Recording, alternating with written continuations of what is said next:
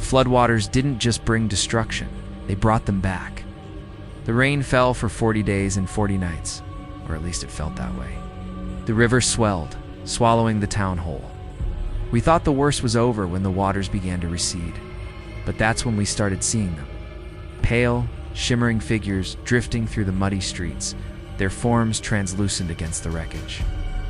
They were the souls lost to the flood of '78, the great tragedy that nearly wiped this town off the map.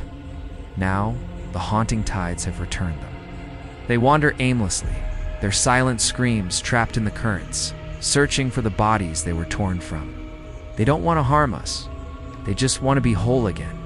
But as they drift closer, you can feel the icy grip of the deep, a pull towards the watery graves they can never leave. For more terrifying tales, subscribe to Fright Bites. You won't want to miss what's coming next.